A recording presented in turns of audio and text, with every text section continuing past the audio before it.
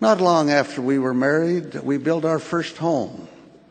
We had very little money. I did much of the work myself. It would be called sweat equity today. The landscaping was entirely my responsibility. The first of many trees that I planted was the thornless honey locust. Envisioning the day when its filtered shade would assist in cooling the house in the summertime, I put it in a place at the corner where the wind from the canyon to the east blew the hardest. I dug a hole, put in the bare root, put soil around it, poured on water, and largely forgot it. It was only a wisp of a tree, perhaps 3/4 of an inch in diameter.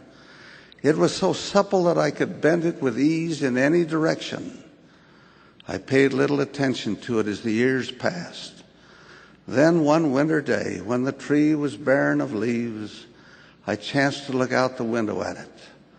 I noticed that it was leaning to the west, misshapen and out of balance. I could scarcely believe it.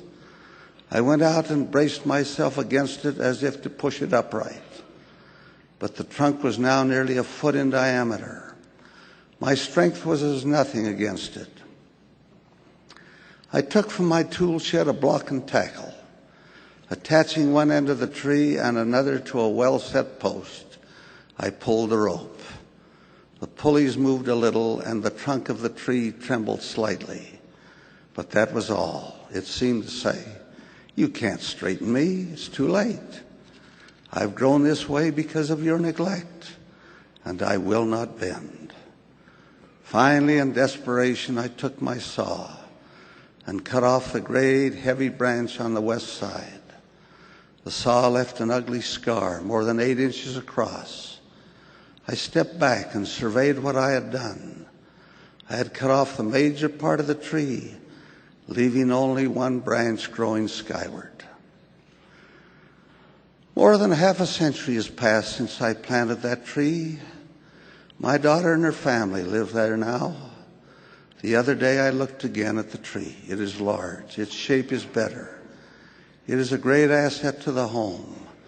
But how serious was the trauma of its youth, and how brutal the treatment I used to straighten it. When it was first planted, a piece of string would have held it in place against the forces of the wind. I could have and should have supplied that string with ever so little effort.